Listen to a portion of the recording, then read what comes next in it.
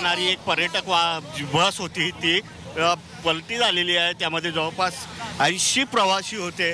त्यातल्या एका जणाचा मृत्यू झाल्याचं समजतंय। आपण आता या बोटीतून ज्या ठिकाणी ही दुर्घटना घडलेली आहे त्याच ठिकाणी जातोय।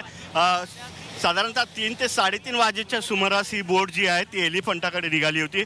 80 लोक पर्यटक जे आहेत ते यामध्ये बसले होते आणि त्यानंतर ही बोट एलिफंटाच्या जवळ पोहोचण्याच्या आधीच ही दुर्घटना झालेली आहे। नेव्हीची जी बोट होती तिने या ठिकाणी दोन त्याच्यासोबत राऊंड मारले आणि ती बोट जी आहे ती या बोटीला पर्यटकांच्या बोटीला धडकली आणि ही दुर्घटना झालेली आहे। यामध्ये एकाचा मृत्यू झाल्याचं समजते आहे।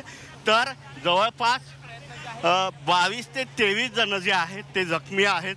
नेमका आता याच्यामध्ये काही लोक बुडालेत का याचा शोध सुरू आहे।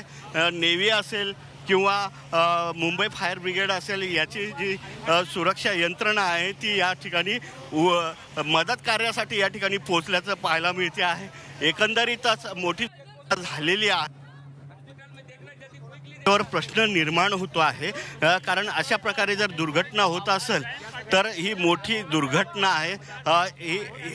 आपण बघू शकता ही एक बोट आहे। हिच्यामध्ये या बोटी ज्या आहेत लोक होते ना रेस्क्यू करण्यासाठी म्हणून गेली होती। जवाहरलाल नेहरू पोर्ट ट्रस्टची जी सुरक्षा व्यवस्था आहे त्याची ही बोट आहे। नेव्हीची ही बोट आहे। आपण